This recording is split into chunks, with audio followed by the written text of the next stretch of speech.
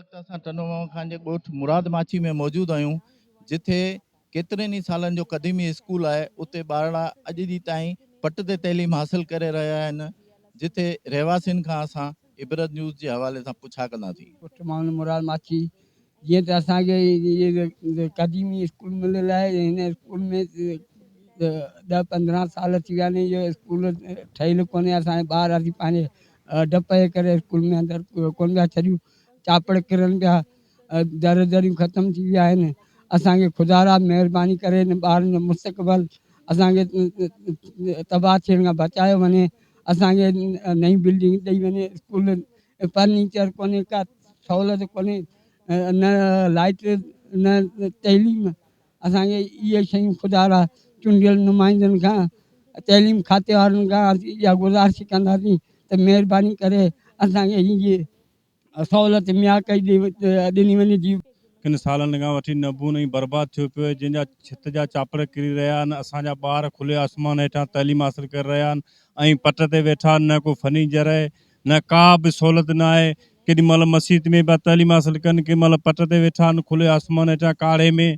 उनजी तइलीम ऐं ज़िंदगी बर्बाद पई थिए। असांजी गुज़ारिश इहा आहे तइलीम जे ऑफिसरनि खां ऐं हिते जे नुमाइंदनि खां, चूंडियलनि खां, त असांखे महिरबानी करे स्कूल ठाराए ॾिनो वञे ऐं फर्नीचर ॾिनो वञे, जीअं असांजे ॿारनि जी ज़िंदगी ऐं तइलीम बची सघे। तो क़दीमी स्कूल आहे, जेके तक़रीबन 80-100 ॿारनि जे लॻभॻि पढ़नि था, तइलीम हासिल करे रहिया आहिनि।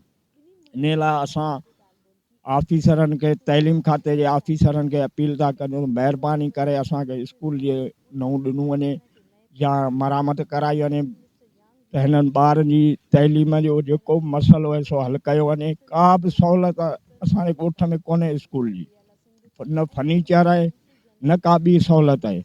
ॿार नंढड़ा जेके मस्जिद में तइलीम हासिल करे रहिया आहिनि, बराए महिरबानी करे असांखे स्कूल नओं ॾिनो वञे। असां ॻोठ मुराद माची खां, असांजे ॻोठ जी हालत ॾिसो, तक़रीबन काफ़ी टाइम खां इलाही सालनि खां ज़बून लॻी पई आहे। स्कूल जा मथां चापड़ किरनि पिया ऐं इन सूरत में असां नंढड़नि ॿारनि खे जेको उन स्कूल जे हेठां नथा विहारे सघूं।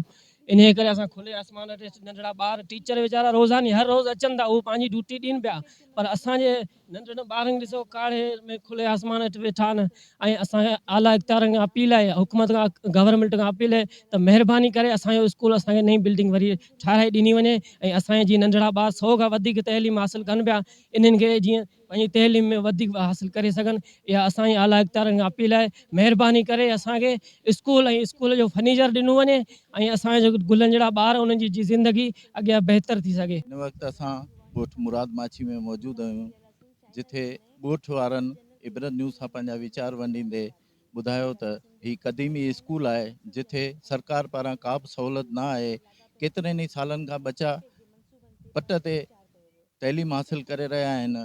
केतिरियूं ई दाहूं ॾिनियूंसीं अलाए इख़्तियारनि खे, पर कंहिं बि न ॿुधो असांजी। ज़ुल्फ़कार चांडियो, इबरत न्यूज़, टनो मोहम्मद खान।